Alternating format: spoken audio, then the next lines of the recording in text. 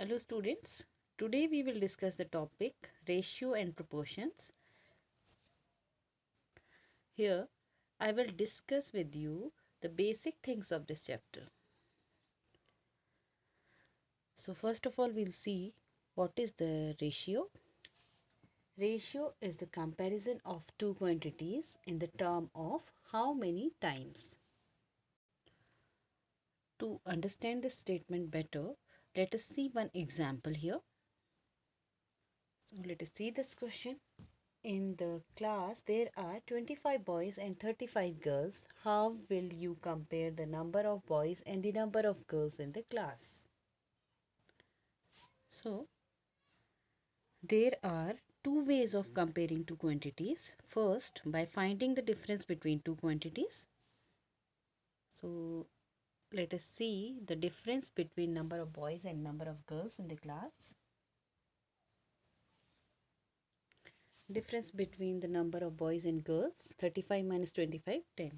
So we can say that the number of girls in the class is 10 more than the number of boys. This method is called comparison by the difference. And the second method is by dividing one quantity by other. So here we are dividing one quantity by the other. The first quantity, number of boys upon number of girls. Number of boys 25 and the number of girls 35. Now here we can simplify it by cancelling 5 because 5 is a common factor. 5 5s are 25, 5 7s are 35, 5 upon 7. So this method is called comparison by quotient. Here the quotient of number of boys and the number of girls is 5 upon 7 is called the ratio of the number of boys and to the ratio of the number of girls. So a ratio is denoted using this symbol, 2 points like this, and is read as is to. So the ratio 5 upon 7 is written as 5 is to 7 and is read as 5 is to 7. So 5 is to 7 was the ratio of boys is to girls. Suppose the question says that find the number of boys to the total students of the class. So how will we do it?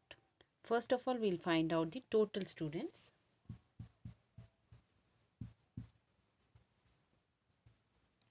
(25 plus 35) 60 students, and number of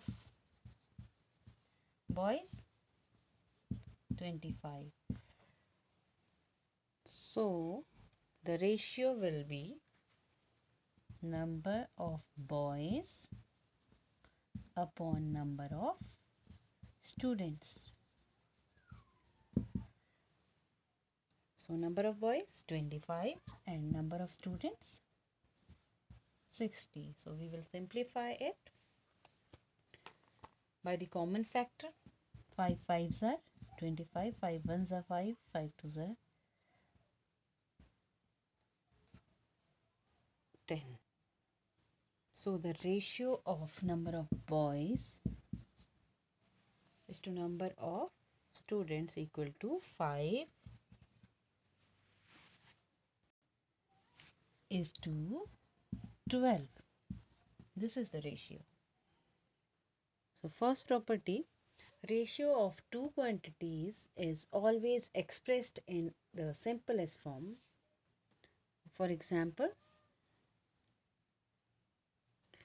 Ria is 20 years old and Priya is 8 years old. So ratio of Ria's age and Priya's age, 20 upon 8. We'll simplify it. As we all know, the common factor of 8 and 20 is 4. 4 5s are 20, 4 2s are 8. So simplest form, 5 upon 2. Why? Because we don't have the common factor of 5 and 2 now. So the ratio of Ria's age and Priya's age is 5 is to 2. It means the ratio of two quantities should be in the simplest form. Second property, the ratio of two quantities can be found only if they are in the same unit. For example, if I'll tell you to find out the ratio of rupees 1 and 1 kg, can you find it out? No, because these two are the different units. The numbers are here, but these two units are different. Rupee is different from the kg. So we are not able to compare these two things. So we will not be able to find out the ratio. Like this, if I'll tell you to compare 1 meter and 1 kilometer, we are not able to compare it because of the different units. So what will we do? We'll change the unit. We will convert this unit into this unit. Then we'll compare it and we'll get the ratio. Next is a ratio gives us the relative size of two quantities but not the actual amount. For example, we have seen the first example. We will see the previous example only. Ria's age upon Priya's age. We will simplify it. 4 5s are 20, 4 2s are 8. So the ratio is 5 is to 2, but the actual age is 20 and 8. So the ratio is not giving us the actual amount, it is giving us a relative size or relative amount of two quantities. Next, the order of term in the ratio is very important. For example, suppose the ratio is 1 is to 2, we will write it as 1 is to 2 only. We can't write it as 2 is to 1, it is wrong. 1 is to 2 is 1 is to 2 only. For example, suppose I'm using 45 kg of rice in a month and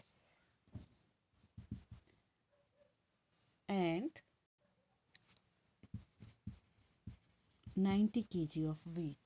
So the ratio is 1 is to 2. If I'll write it 2 is to 1, it means I'm using 90 kg of rice and 45 kg of wheat, which is wrong. So we have discussed about the properties of ratios. Now we will discuss equivalent ratios. So here, if I'll talk about the fractional expression,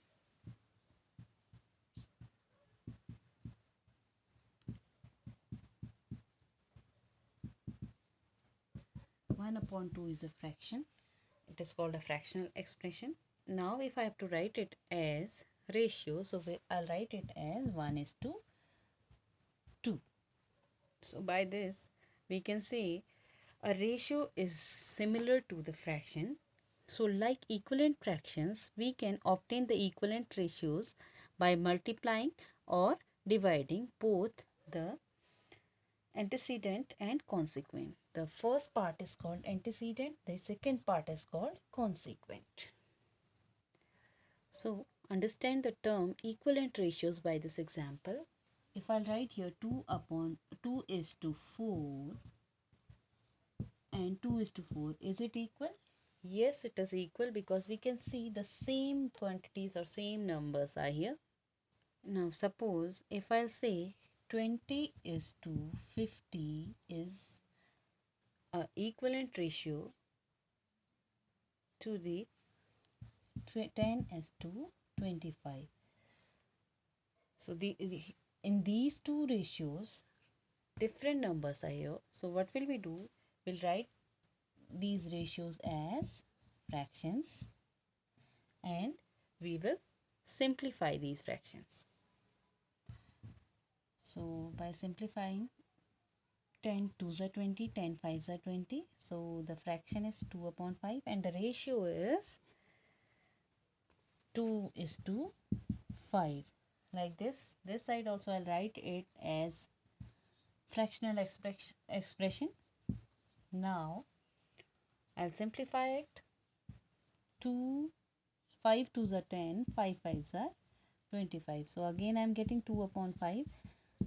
So the simplest form is 2 is to 5 and 2 is to 5. So we can say these two are equivalent ratios. Now if I'll give you the question, if the question is like this, 12 is to 16 and 3 is to what? These two are equivalent ratios. So what will we do? As we were doing in equivalent fractions, we will write both the ratios as fractions. 12 upon 16 equal to 3 upon box. As I told you, like equivalent fractions, we can obtain the equivalent ratios also by multiplying or dividing. So we'll see here, we'll think, can we multiply by any number so that we can get 3? By what we'll multiply the 12 to get 3? We can't multiply here, so we can divide, I think. If we'll divide 12 by 4, we'll get 3, right? Or if we'll multiply 3 by 4, we'll get 12.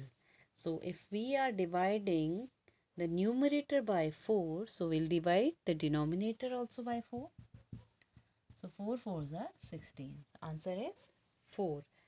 So the equivalent ratios are 12 is to 16 and 3 is to 4.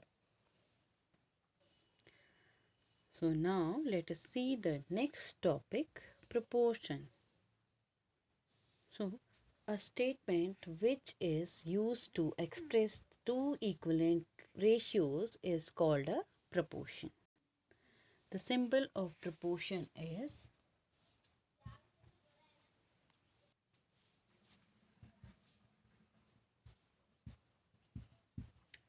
it will be between of two ratios. Between two numbers, this sign is called is to, and this sign is called in proportion.